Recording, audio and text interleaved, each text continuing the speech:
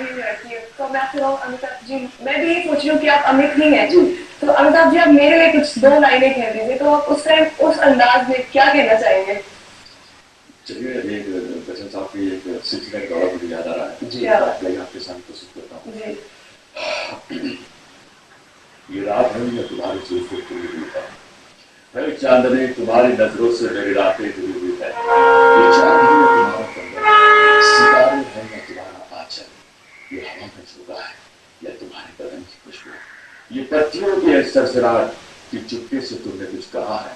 मैं सोचता हूँ कब से गुमसुम की, जबकि मुझको भी खबर है कि तुम नहीं हो, कहीं नहीं हो, मगर यही है कि कह रहा है कि तुम यही हो, यही। क्या बात है, thank you sir, thank you so much. ये सभी के मन में एक सवाल जाग रहा होगा इस वक्त कि हम देख रहे हैं शशिकांत बेगवार हैं, अमिताभ बच्चन की तरह दिखते हैं, बिल्कुल वैसा ही बोलते हैं, तो ये कहाँ को बिलोंग करते हैं, कहाँ के हैं, मूल निवासी कहाँ के हैं, कहाँ अभी रह रहे हैं, बताएं। सर वैसे मैं भी राजस्थान में हूँ। अच्छा। करीब करीब 70-80 साल पहले भी हम ये नागौर डिस्ट्रिक्ट है राजस्थान में जी, और वहाँ पर एक गांव है ईडवा करके जी। तो ईडवा गांव भी हम थे, और उसके बाद हमारे जो दादाजी थे, तो उस वक्त की जो परेशानी कुछ अलग रही होगी, थोड़ी तकलीफ हुई होगी कुछ खाने पीने के हिसाब से। राजस्थान में कभी बरसात काफी कम होती थी, तो उस वक्त वो दुनिया चले गए। महाराष्ट्र में दुनिया के गांव हैं, तो दुनिया में वहाँ पे स्थित हो गए, और उसके बाद पिताजी। राजस्थानी लैंग्वेज भी कहीं आती? जी जी बिल्कुल आती है। तो कुछ अगर अपने हमारी भाषा में, मातृभाषा जो हमारी राजस्थान की भाषा है, हिंदी में कुछ क्यों कहना चाहो तो कहीं क्या? सभी लोगों ने, मैं नतमस्तक पूर्वक मैं बात कहूँ कि बहुत अच्छे लगे आज मैं ये चैनल पर मैं बैठे हूँ, और सभी जनता ने मैं नतमस्तक होकर प्रणाम करूँ कि ये जो चैनल है सभी आगे बढ़े, और ये चैनल से माध्यम हो अभी कहीं करूँ इतना ये सवाल जो पूछ जो है याद बहुत अच्छा, मतलब आप मराठी और राजस्थानी कई भाषाओं में पारंगत थे, आप बता रहे थे अपना, मैं बीच में रोक दिया, बताएं जी।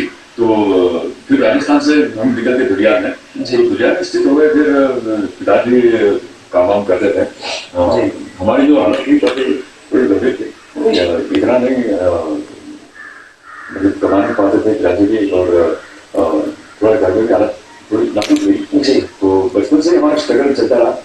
तो जैसे ही 7वीं कक्षा में थे तब हम मैं और मेरे बड़े भाई साहब हम ब्रेड पाव बेचा करते थे जी। सुबह उठ के 5:30 बजे उठना, एक साइकिल को एक थैला लड़का के पीछे डिब्बा होता था जी, तो उसमें ब्रेड टोस्ट खारी वगैरह हम लेके जाते थे, और सुबह 5:30 से लेकर 7 बजे तक हम बेचते थे। फिर घर पे आके नहा धो के फिर हम स्कूल में जाया करते थे। कभी कभी स्कूल में देर हो जाती थी तो टीचर तो बड़े उठे पटे कराते थे, थोड़ा मारते पीटते भी थे जी। क्या पता जी थोड़ा हो जाता था, मुझे ऐसा लगता था कि हम समय पे आए, लेकिन जब बड़ी नहीं थी थोड़ा सा कभी कभी देर हो जाती थी जी। तो इस तरह से हमारा बचपना गुजरा। तो जब हम ब्रेड पाव बेचा करते थे तो उस वक्त कुछ 25 पैसे मिलते थे एक ब्रेड पाव के पीछे। अच्छा। तो जितना भी बिजनेस होता था, एक 20-25 रुपए का बिजनेस होता था, तो उसमें करीब करीब 1.5 रुपया 2 रुपये या फिर 2.25 रुपये बिकते थे।